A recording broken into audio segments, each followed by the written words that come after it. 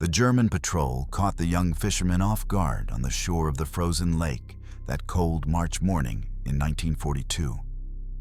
40 armed soldiers surrounded the unarmed 22-year-old man who was checking his fishing lines at the edge of the ice. The fascists needed a guide, someone who could show them the shortest route across the water to the village on the opposite side. They thought the local resident would be their salvation, but the occupiers had no idea that this fisherman would deliver the most terrible verdict and exact revenge for the invasion of their country. March 1942. The Northwestern Front, a small lake several kilometers from the Soviet defense line. Spring warming had been eroding winter positions for 2 weeks already, turning roads into impassable mud and forest trails into traps for equipment. The German command was searching for bypass routes to reach the rear of Soviet forces and break through the defense. Maps showed the lake as a potential route. A direct path across the frozen surface would save several hours of marching and allow them to avoid fortified Soviet positions. The fascists saw only a smooth, white surface. Intelligence reported successful crossings by local population across the ice. That meant the route was safe. Staff officers studied aerial photographs and drew conclusions based on visual inspection. Snow lay in an even layer. No cracks were visible. The ice thickness seemed sufficient for an infantry column march. The temperature still dropped below zero at night. It seemed there was a safety margin. But the Germans did not know the main thing. This lake was special. Near the southern shore, where underground springs flowed year-round, the ice never reached a safe thickness. Local residents avoided this area even during the coldest winters. Experienced fishermen passed this knowledge from generation to generation. This knowledge was a survival secret, part of the unspoken code of those who were born near this body of water. 41 people received the assignment. 2 officers, 3 non-commissioned officers, 36 soldiers. Light weapons, rifles, submachine guns, several hand machine guns. The task: cross the lake, reach the village on the opposite shore, establish an observation post, and prepare the way for the main forces. 2 hours were allocated for completion. It seemed a simple operation. A routine march, a dash across the frozen water. Another stage of the offensive that was supposed to crush the Soviet defense and open the road deep into the territory. The column commander studied the map on the hood of the staff car. The route was simple: a straight line from the northern shore to the southern, then through a small grove to the village. The distance across the lake was just under 1 kilometer. At a normal pace, 25 minutes of pure time. Accounting for stops and route checking, maximum 40 minutes. The officers coordinated the plan, checked radio communications, and issued orders to the column. The problem was only one. None of them knew these places. Maps showed the lake as a flat area of terrain, convenient for maneuvering. Aerial photography confirmed the presence of ice cover, but maps did not show underwater springs. Photographs could not distinguish ice thickness. Paper and images did not convey what the locals knew, where you could walk and where danger waited under the thin crust of frozen water. They needed a guide, someone who lives here, who knows the safe routes, who will show the short way. That is why, when the patrol discovered the fisherman on the shore, the officer gave the order to take him along. A local resident, young, physically healthy, an ideal candidate. The fascists were confident in their luck. They had found someone who would lead them to their goal quickly and safely. The column lined up at the northern shore. Soldiers checked their equipment, tightened straps, adjusted weapons. Officers gave final instructions. Interval between groups 15 meters. Medium pace, no delays. At the first signs of danger, immediately report along the chain. standard procedure for marching through unfamiliar territory. Discipline and order, the foundation of the German military machine. The fishermen stood at the front of the column, surrounded by submachine gunners. The fascists explained the task to him simply and clearly. Show the way across the lake. The shortest route was required, the fastest route. The officer repeated several times, pointing to the opposite shore. They needed to get to the village quickly and without delays. Any attempt at deception would be punished immediately. Submachine guns pointed at his back. There was no choice. They stepped onto the ice. The first steps were cautious. Soldiers tested the strength of the surface. Snow crunched under boots. The ice made dull sounds under the weight of equipment, but it held. Confidence grew with each meter. Another 50 steps, 100, 200. The surface remained solid and reliable. The officers exchanged glances. The route was chosen correctly. The guide knows his business. The column stretched out across the lake. The front group had already passed a third of the way. The middle part moved at a confident pace. The rear guards maintained the interval, watching the surroundings. Everything was going according to plan. German punctuality and organization worked flawlessly. Each soldier knew his place in formation. Each officer controlled his section of the column. The mechanism functioned precisely and smoothly. The fisherman led them further. He did not quicken his pace, did not slow his movement. Walked evenly, calmly, like a person who does this every day. Submachine gunners followed him, keeping their weapons ready. The officer in the center of the column periodically checked the direction with a compass. The route matched the planned one.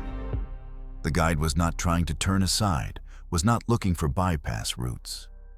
Everything looked correct, but the direction was not chosen by chance. Each step led the column to where the young fisherman wanted to bring them. To the southern shore, to the place where underground springs eroded the ice from within, to where even in the coldest winters, none of the locals risked walking. To the section of the lake that was a trap for those who did not know its features. The Germans continued moving. 600 meters were already behind. Only 400 remained to the opposite shore. Time was going exactly according to calculations. Another 15 minutes, and the column would reach solid ground.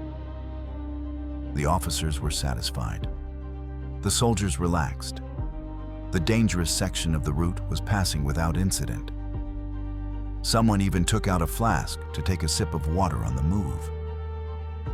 300 meters from the southern shore, the column was entering a zone where the water temperature under the ice was several degrees higher than in the center of the lake, where underwater currents constantly undermined the ice cover, where the ice thickness was only a few centimeters instead of the safe 20 or 30.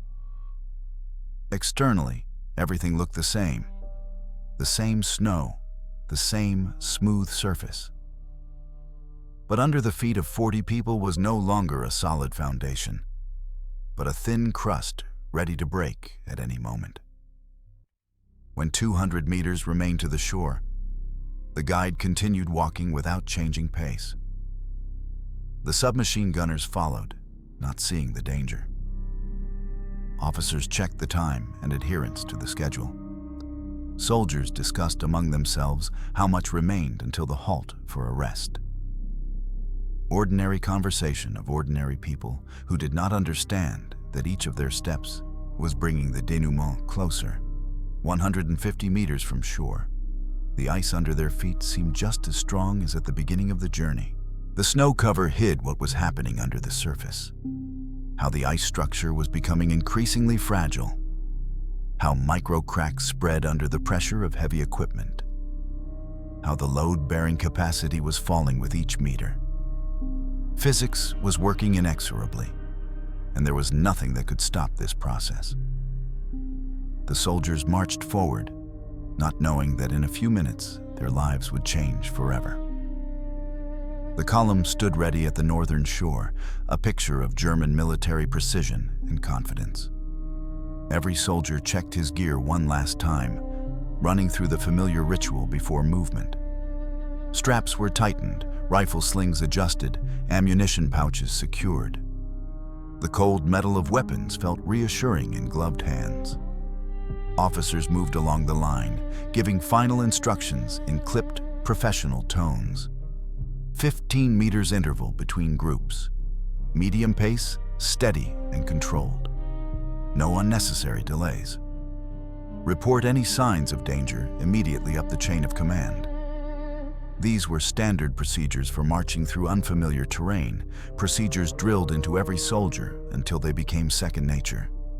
Discipline and order, the twin pillars upon which the entire German military machine rested, were about to be put to the test.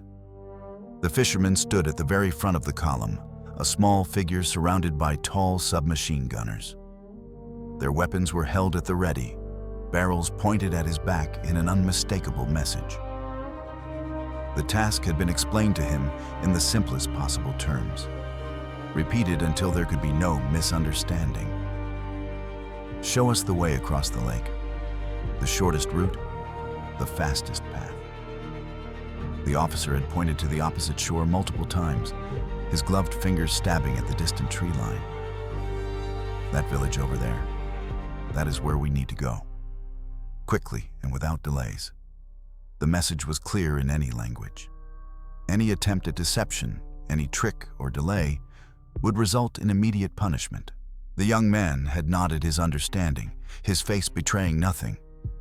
The automatics remained trained on his spine, a constant reminder that his life hung by the thinnest of threads. There was no choice, no possibility of refusal. Only the ice ahead and the guns behind. They stepped onto the frozen surface together, that first tentative move from solid ground to the unknown. The initial steps were careful, almost hesitant, as soldiers tested the strength of what lay beneath their boots. Snow crunched and compressed under the weight of 40 men and their equipment, the sound sharp in the cold air. The ice beneath responded with deep, muffled groans, the voice of a frozen lake speaking under pressure. But it held. The surface remained solid, supporting the weight of armed men without complaint. With each meter forward, confidence began to replace caution. 50 steps became 100, then 200. The ice showed no signs of weakness, no cracks or suspicious sounds. Officers exchanged knowing glances, small nods of satisfaction passing between them. The route had been chosen correctly. The reconnaissance had been accurate. Their assessment of the ice thickness had proved sound. And this local guide, this fisherman pulled from his morning routine, he knew his business after all.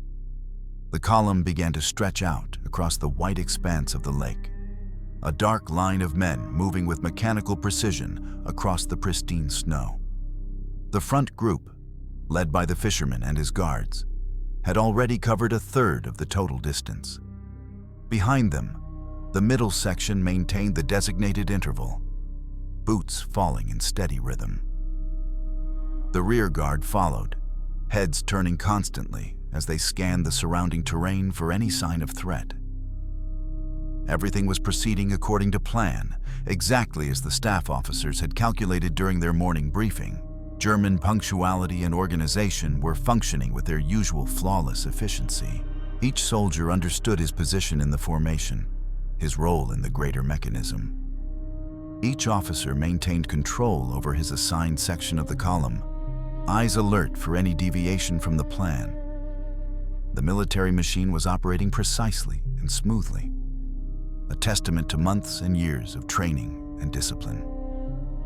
The fisherman led them forward across the frozen surface, maintaining a steady, unhurried pace.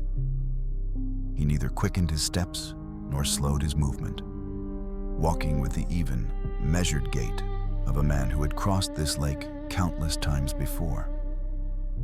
His movements were natural, unremarkable, the actions of someone performing a familiar daily task. To the watching Germans, he appeared perfectly at ease, completely comfortable navigating this frozen landscape. The submachine gunners who flanked him kept their weapons ready, fingers near triggers, eyes constantly watching for any sudden movement or attempt to flee. But the young man gave them no cause for concern. He simply walked, his gaze fixed ahead, leading them across the ice toward the southern shore. In the middle of the column, an officer periodically checked their direction against his compass, confirming that their course matched the planned route. The guide was making no attempts to divert them, seeking no detours or alternate paths. Everything looked proper and correct. But the direction had not been chosen randomly. Each step, each meter of progress, was leading the column exactly where the young fisherman intended to bring them. Toward the southern shore, yes, but to a very specific section of that shore. To the place where underground springs flowed throughout the year, where warm water rose from deep beneath the lake bed. To the area where ice never achieved safe thickness, not even during the coldest depths of winter. To the section that every local resident knew to avoid, that mothers warned children about, that fishermen marked in their mental maps as forbidden territory, to the stretch of frozen water that was a trap for anyone who did not know its deadly secret. The Germans continued their march, confident and unsuspecting, while beneath them the character of the ice was already beginning to change in ways invisible to the untrained eye. 600 meters lay behind them now, more than half the journey completed. Only 400 meters remained to the opposite shore and safety. Time was progressing exactly according to the calculations made back at headquarters. Another 15 minutes, perhaps 20 at most, and the column would reach solid ground. The officers allowed themselves small smiles of satisfaction. This phase of the operation was proceeding without complications. The soldiers began to relax slightly, the tension of the initial crossing giving way to routine confidence. Some men adjusted their gear as they walked, shifting the weight of rifles and packs. Others allowed their attention to wander slightly, glancing at the surrounding landscape rather than maintaining strict tactical awareness. One soldier reached for his canteen, thinking to take a quick drink of water while on the move. The dangerous portion of the route, or so they believed, was passing entirely without incident. At 300 meters from the southern shore, the column entered a zone where everything appeared identical to what they had been crossing for the past 20 minutes. The same unbroken snow cover stretched in all directions. The same smooth white surface showed no visible cracks or weak points. The same cold wind blew across the lake, raising small clouds of snow crystals that sparkled in the weak sunlight. But beneath that deceptive surface, beneath the innocent-looking snow and ice, profound changes were taking place. The water temperature under the ice was several degrees warmer here than in the center of the lake. Underground currents, fed by those year-round springs, moved constantly beneath the frozen surface, transferring heat and undermining the ice from below.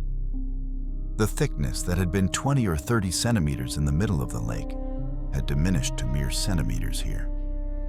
The ice that had so confidently supported their weight just minutes ago was now a fragile shell, holding together more by luck than structural integrity. When 200 meters remained to shore, the guide maintained his steady pace, showing no change in rhythm or behavior. His steps were as measured as they had been from the beginning, his posture unchanged. The submachine gunners who shadowed him saw nothing suspicious in his demeanor, no sign of nervousness or anticipation. They simply followed, weapons ready but not aimed, confident in their control of the situation. The officers continued to monitor time and adherence to the schedule, mentally calculating when they would reach the southern shore and how long it would take to establish the observation post. The soldiers discussed quietly among themselves, ordinary men engaged in ordinary conversation. Someone asked how much longer until they could stop for a brief rest. Another wondered aloud what they would find in the village. Simple talk from men who had no comprehension that each step forward was bringing them closer to catastrophe. That beneath their boots the ice was growing thinner and more unstable with every meter. 150 meters from the shore, the ice beneath their feet felt just as solid as it had at the journey's beginning. The snow cover performed its function perfectly, concealing everything that was occurring beneath the surface. It hid how the crystalline structure of the ice was becoming increasingly fragile, riddled with microscopic flaws.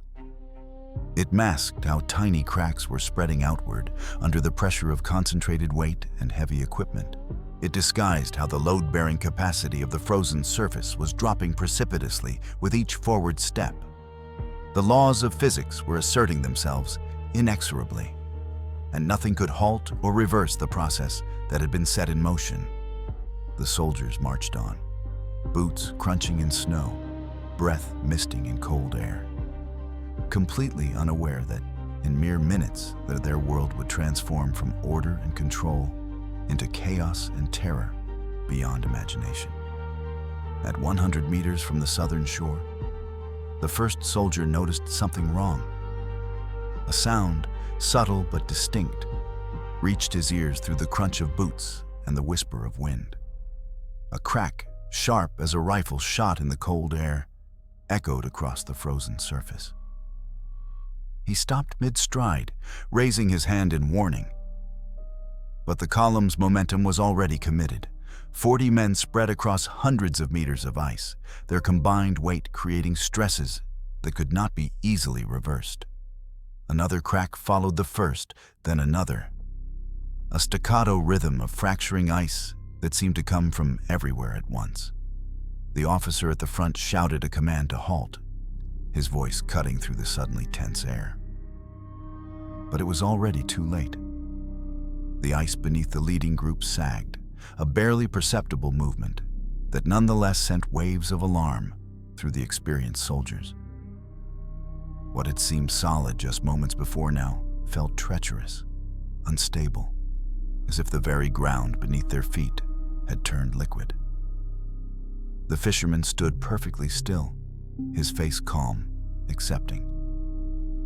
Around him, the submachine gunners shifted their weight nervously, suddenly aware that their weapons were useless against the danger that surrounded them. One of them glanced down and saw what his boots had been hiding. A spiderweb of cracks spreading outward from where he stood, dark lines racing across the white surface like lightning frozen in time. The realization hit him with the force of physical blow. They were standing on ice that was failing, collapsing under their weight, and there was nowhere to run. The collapse began not with a single dramatic break, but with a progressive failure that spread through the column like a disease. The lead group felt the ice tilt beneath them, a sickening sensation of losing equilibrium. Then the surface gave way completely. 3 soldiers plunged through simultaneously, the ice shattering around them in jagged pieces.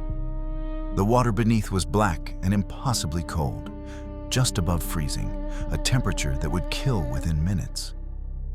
Their screams cut through the air as they fell, arms windmilling uselessly, heavy equipment dragging them down.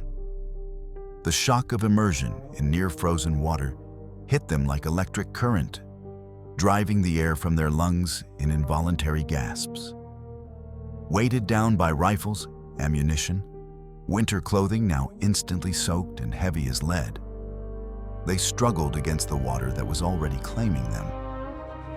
The sound of breaking ice rippled backward through the column, a wave of destruction that seemed to feed on itself. Where 3 men had fallen, 5 more followed within seconds. The weight of the remaining soldiers, now shifting and moving in panic, created new stress points that the fragile ice could not withstand. Huge sections of the surface collapsed inward, opening dark wounds in the white expanse. Men who had been standing on apparently solid ground one moment found themselves waist-deep in water the next, the ice beneath them simply ceasing to exist. The temperature of the lake water was devastating. Within 30 seconds of immersion, the cold began shutting down motor functions. Fingers refused to grip, arms lost their strength, legs stopped responding to desperate commands from oxygen-starved brains. Chaos consumed the column with terrifying speed. Soldiers in the rear sections tried to reverse course, to retreat to the solid ice behind them. But movement only accelerated the collapse. Each step, each shift of weight, sent new cracks racing across the surface. Men who tried to help their comrades found the ice breaking beneath their own feet. One soldier extended his hand to a drowning companion, leaning forward to bridge the gap. The edge of the ice crumbled under his weight, and he fell forward into the frigid water, his attempted rescue transforming into his own death sentence. All along the line of march, similar scenes played out. Officers shouted commands that no one could follow. Soldiers screamed for help that could not come. The lake was claiming its victims with methodical efficiency. The fisherman stood at the edge of the largest break, water lapping at his boots, watching the catastrophe unfold around him. One of the submachine gunners, waist-deep in water and sinking fast, raised his weapon with shaking hands. The burst of automatic fire was brief, uncontrolled, bullets spraying wildly. Some struck the guide, spinning him around and dropping him to the ice. Blood spread across the white surface, a vivid contrast that would soon be covered by snow. The gunner who had fired disappeared beneath the water a moment later, his weapon dragging him down into darkness. Around the widening holes in the ice, men fought desperately for survival. They clawed at the edges of the breaks, trying to pull themselves up and out. But the ice was too thin, too weak. It crumbled under their grasping fingers, offering no purchase, no hope of escape. The physical reality of drowning in near-frozen water is brutally efficient. The initial cold shock forces involuntary gasping, often causing inhalation of water even before submersion is complete.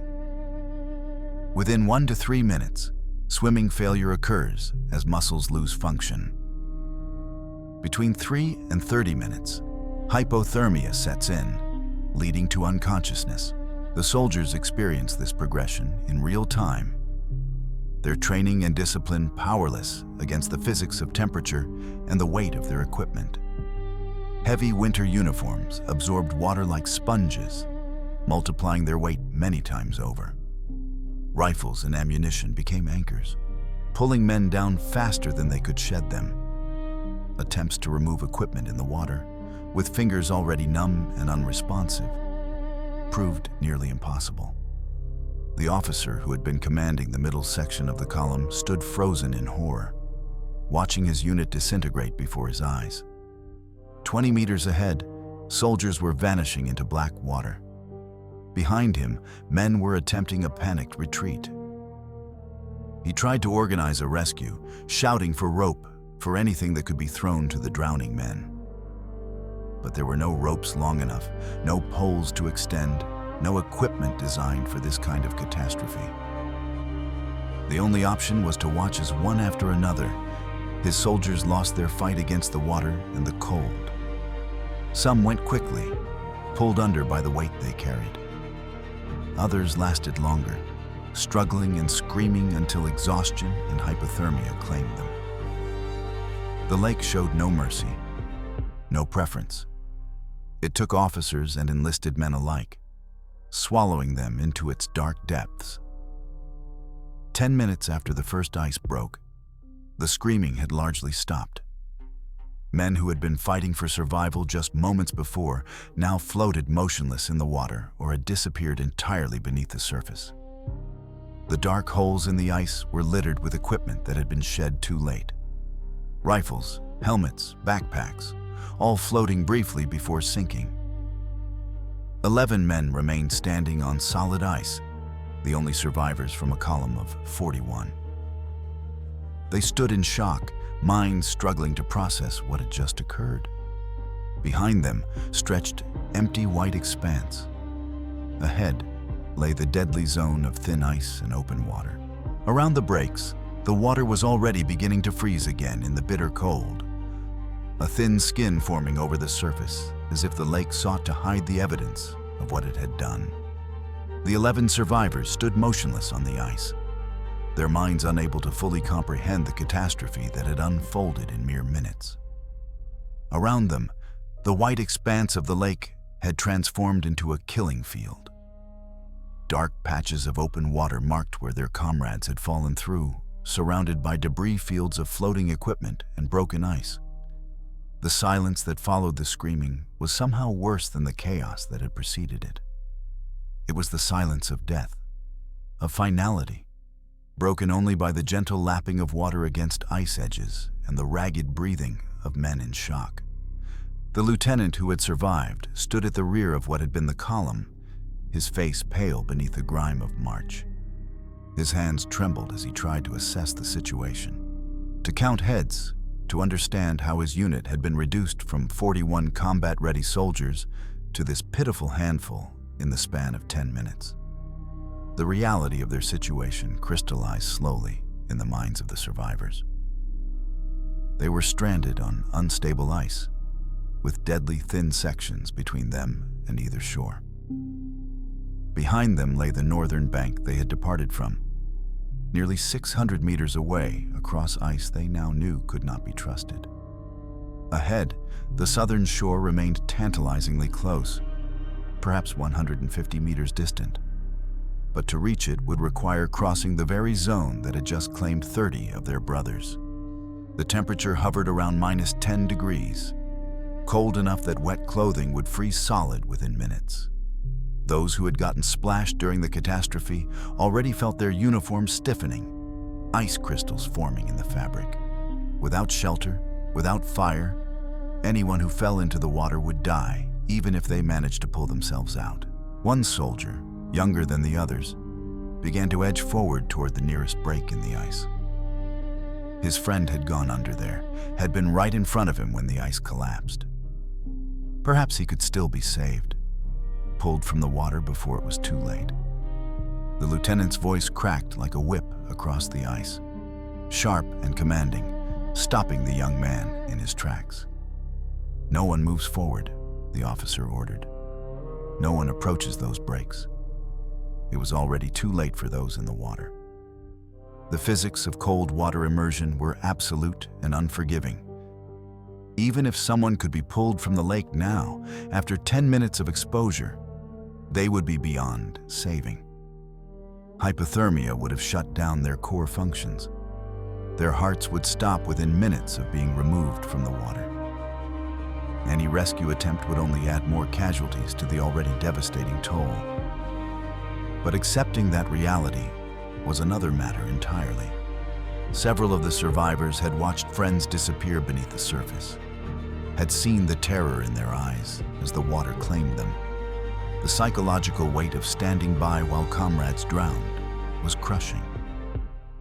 One non-commissioned officer sank to his knees on the ice, his shoulders shaking with silent sobs.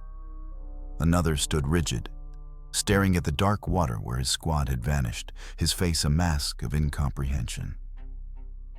The human mind struggles to process sudden mass casualties, especially when survival requires immediate action. These men needed to move, to make decisions about their own survival, but shock held them paralyzed.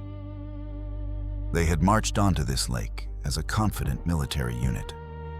Now they were scattered survivors of a natural disaster, their training and discipline tested beyond anything their instructors had prepared them for. The lieutenant forced himself to think through the paralysis of shock. They could not stay here. The ice beneath them might be stable for now, but every minute increased the risk of further collapse. The temperature was dropping as afternoon progressed toward evening.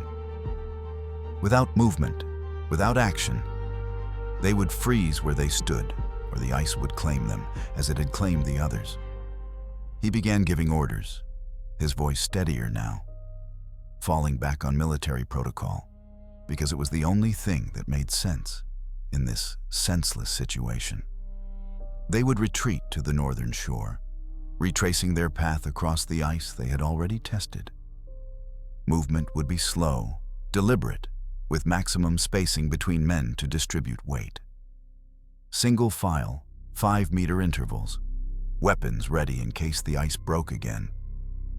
It was not much of a plan, but it was something. A course of action to focus minds and bodies. The return journey across the lake was an exercise in controlled terror. Each step felt like a potential death sentence. Every creak of ice beneath their boots sent adrenaline surging through already exhausted bodies. The survivors spread out into a long, thin line, each man walking alone with 5 meters of empty space on either side. If one fell through, the others might survive. That was the cold calculation, the brutal mathematics of survival. They moved slowly, testing each footfall before committing their full weight, ears straining for any sound of cracking ice. Behind them, the dark patches of open water gradually receded into the distance. But the memory of what had happened there remained vivid and immediate. Some men prayed as they walked, lips moving in silent supplication. Others simply focused on placing one foot in front of the other, reducing their world to the next step and the next breath. Halfway back to the northern shore, one of the soldiers began to lag behind. The shock and cold were taking their toll, sapping strength and will.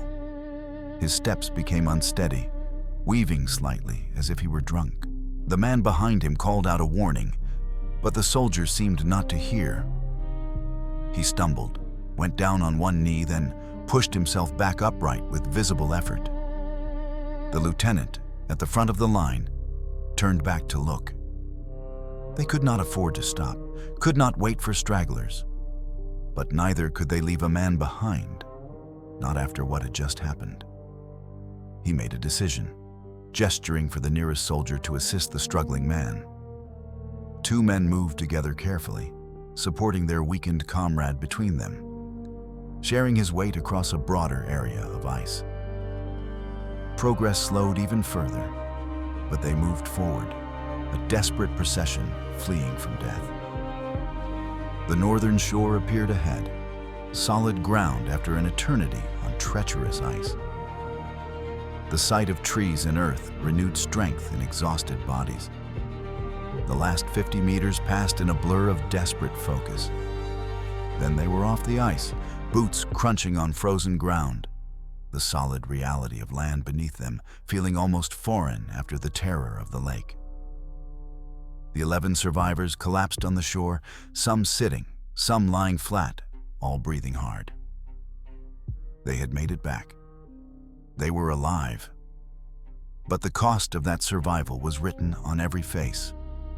30 men lost, 2 officers among the dead, an entire combat unit effectively destroyed without firing a single shot, without engaging a single enemy, defeated by ice and water and their own ignorance of the land they had invaded. The lieutenant looked back across the lake, his eyes finding the distant dark spots that marked the grave of his command. Already the light was fading, evening approaching.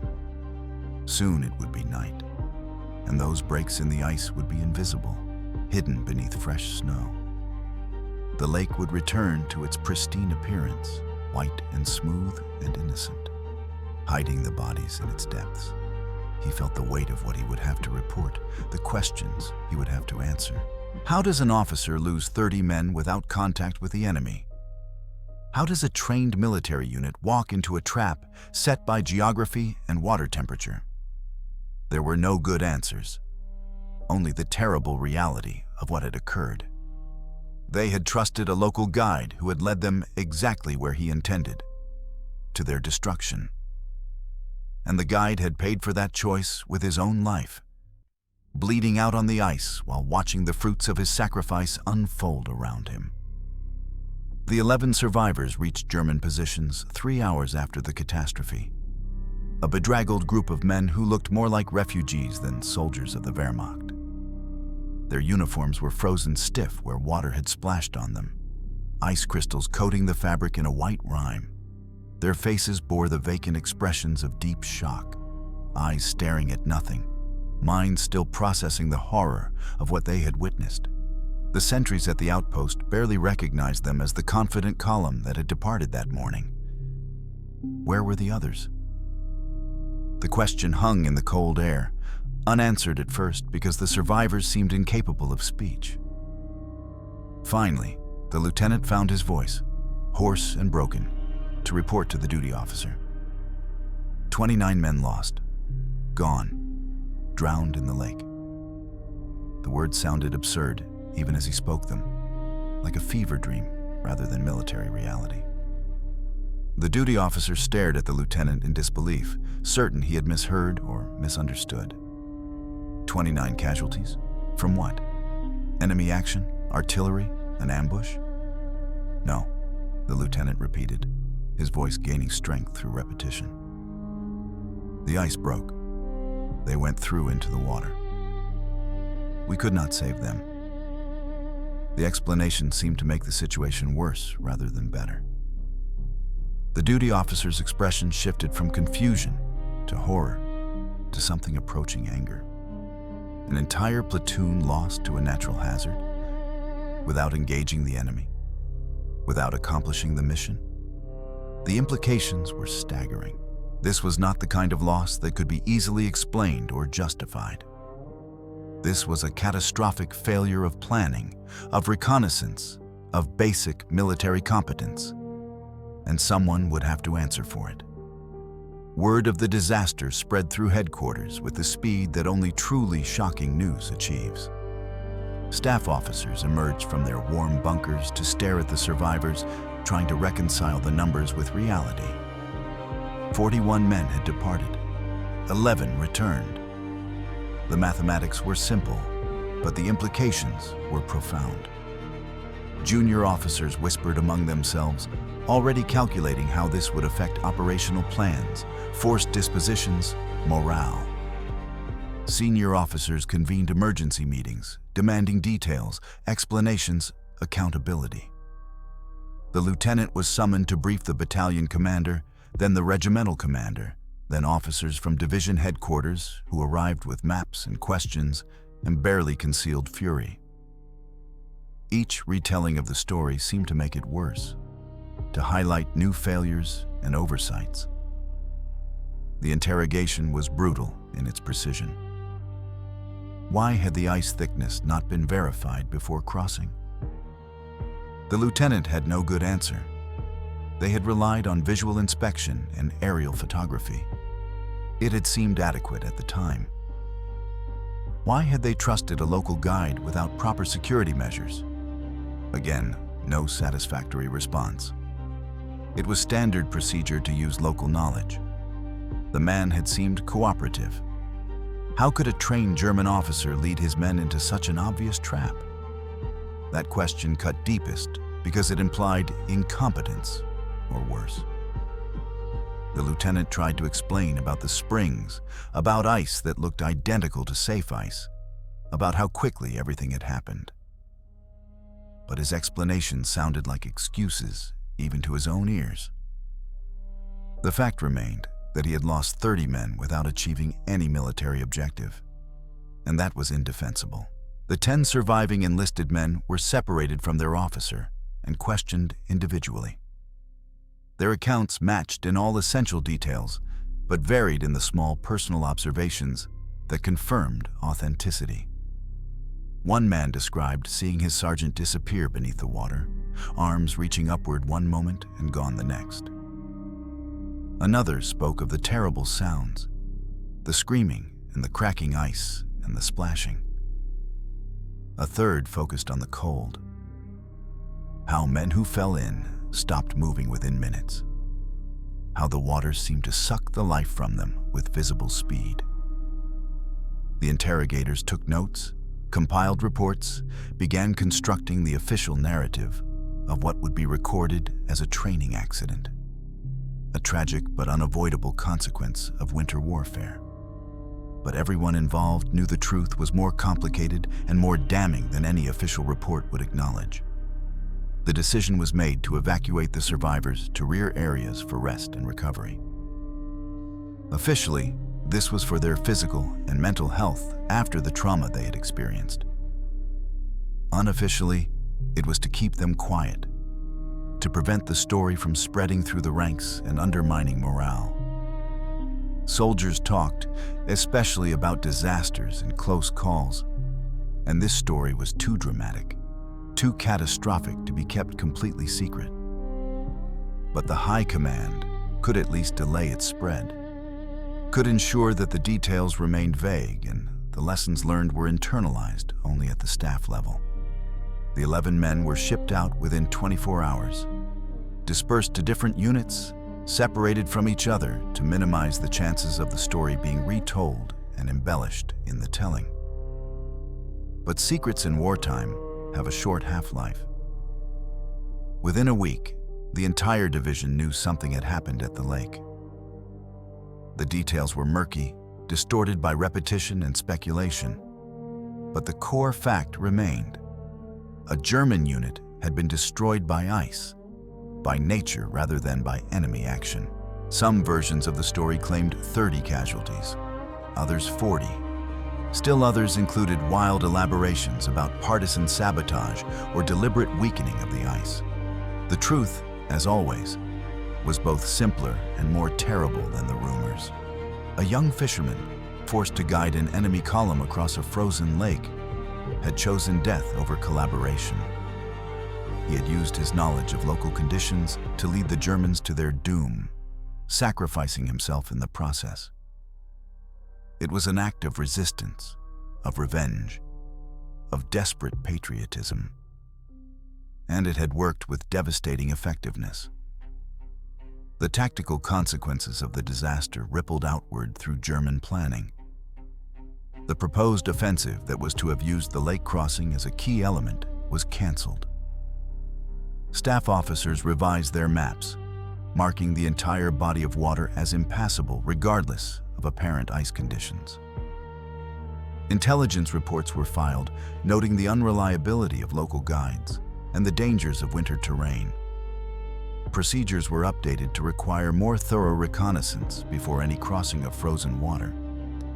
These were sensible professional responses to a military setback. But they could not change the fundamental calculation. 30 German soldiers were dead, their bodies resting at the bottom of a Russian lake, killed by a weapon more effective than any artillery or infantry tactic. They had been killed by knowledge, by understanding of local conditions that no amount of training or equipment could replicate. The spring thaw came in late April, as it always did, transforming the frozen landscape back into open water. Local fishermen, returning to their traditional grounds for the first time since the occupation, made grim discoveries. German equipment littered the lake bottom near the southern shore. Helmets, rifles, ammunition pouches, all bearing the marks of drowning victims. Some items floated to the surface as ice released its grip. Others remained submerged, visible only to those who knew where to look. The fishermen said little about what they found, understanding instinctively that such knowledge was dangerous. The war continued, the front line shifted, and the story of what had happened on the lake that March day became part of the unrecorded history of the conflict, known fully only to those who had been there and to the families of those who had not returned. The mother of Dmitry Bogomolov learned of her son's fate from a neighbor who had witnessed the events of that morning. The old man had been checking his own fishing lines when the German patrol arrived, had hidden himself in the reeds and watched as the soldiers surrounded the young fisherman. He saw them gesture toward the lake, saw the weapons pointed at Dmitry's back, understood immediately what was happening. The neighbor waited, concealed and afraid, as the column formed up and moved onto the ice. He watched them grow smaller in the distance, a dark line crossing the white expanse. Then, after what seemed like hours but was probably less than one, he saw a smaller group returning. 11 men where 40 had departed, Even from a distance, their panic and disorder were visible. They ran rather than marched, stumbling in their haste to reach solid ground. The neighbor came to the Bogomolov house that evening, hat in hand, words difficult to find. He told the mother what he had seen, speaking slowly and carefully, trying to soften the blow of news that could not be softened. Your son was taken by the Germans. They forced him to guide them across the lake. The column went out, but most did not come back. The Germans were shouting at each other, pointing at the water, their faces showing fear and anger. They left quickly, heading toward their own positions, not even attempting to search for survivors or recover bodies.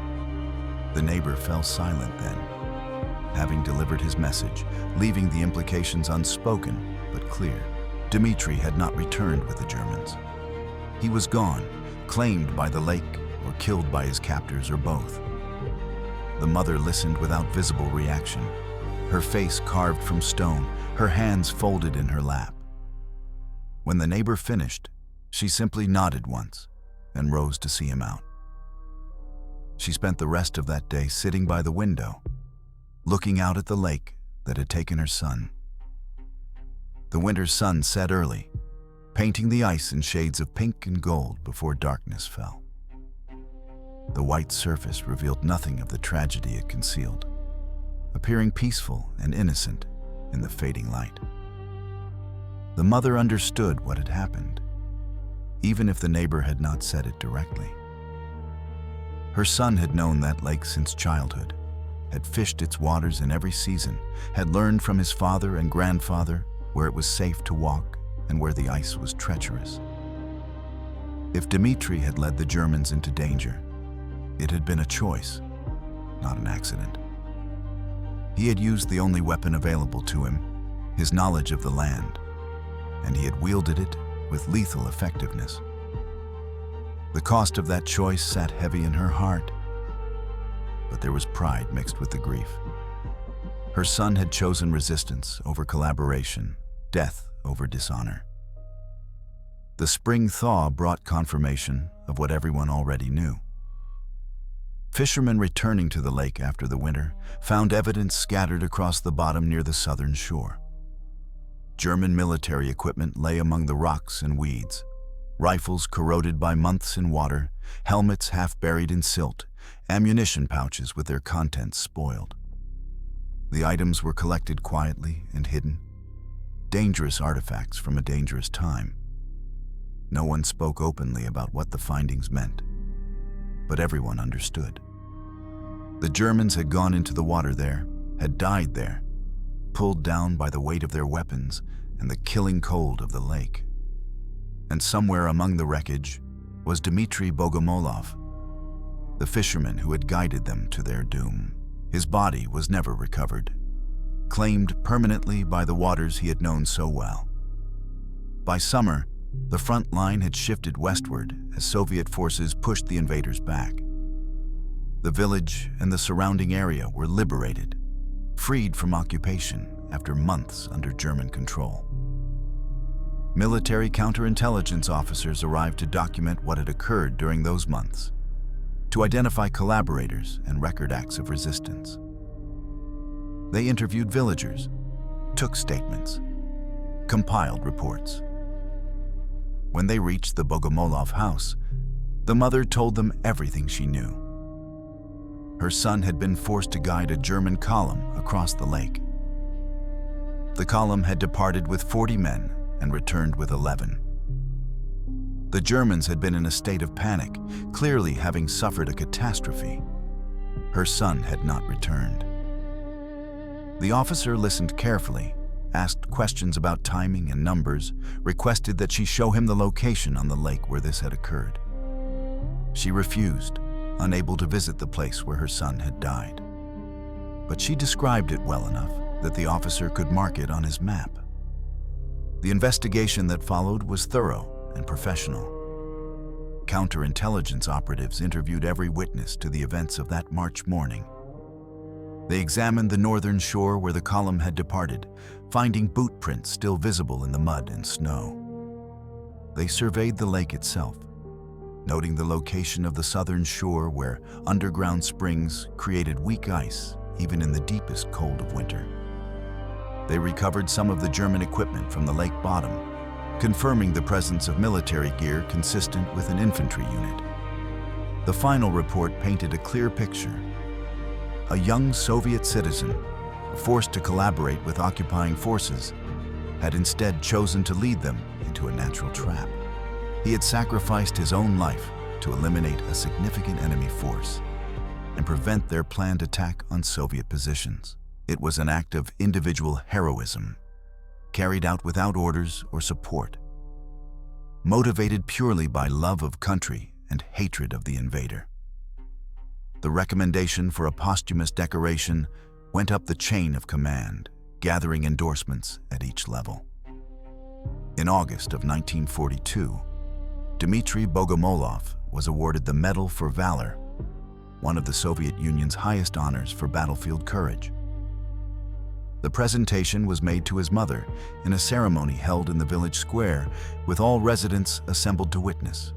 A colonel from the regional military district traveled specifically for the occasion, bringing with him the medal in its presentation case and official citation describing the action for which it was awarded. He read the citation aloud so all could hear. For exceptional courage and self-sacrifice in destroying an enemy unit. For choosing death over assistance to fascist invaders. For using knowledge of local terrain as a weapon against the occupier. The mother accepted the medal in silence, holding the small metal decoration as if it were infinitely precious and infinitely painful. She bowed to the colonel, thanked him formally, then returned to her house to hang the medal on the wall beside her son's photograph. The story of the 22-year-old fisherman became part of the collective memory of the Great Patriotic War. Not among the most famous or widely celebrated accounts, but important nonetheless for what it represented. Heroism took many forms during those terrible years. It was not always accompanied by flags and parades and formal recognition. Sometimes it was a quiet choice made on a frozen lake, a decision to die rather than help the enemy, an act of resistance carried out by an ordinary person in extraordinary circumstances. Dmitry Bogomolov had been a fisherman, nothing more, with no military training or political position. But when the moment came, he had acted with a courage and determination that destroyed an enemy force more effectively than any military operation. His name was added to the village memorial after the war, carved in stone alongside the other local men and women who had not survived. Mothers brought their children there to read the names and tell the stories, ensuring that the memory of sacrifice would not fade with the passing years. Decades later, historians researching the German military archives found brief mentions of the incident in unit records. A patrol lost in winter operations, casualties attributed to hostile terrain and weather conditions. No detailed explanation provided. The official German account confirmed what Soviet records had documented. An infantry unit had been destroyed crossing a frozen lake, with losses approaching 75%. The German version omitted the role of the local guide, omitted the fact that their soldiers had walked willingly into a trap laid by a single unarmed civilian. That omission was itself revealing, a small silence that spoke volumes about the nature of the occupation and the resistance it provoked. The war produced countless such stories, acts of individual courage and sacrifice that changed outcomes in small but significant ways. Dmitry Bogomolov's story was one thread in that larger tapestry, a reminder that resistance could come from unexpected sources and take unexpected forms, and that sometimes the most effective weapons were knowledge, determination, and the willingness to pay the ultimate price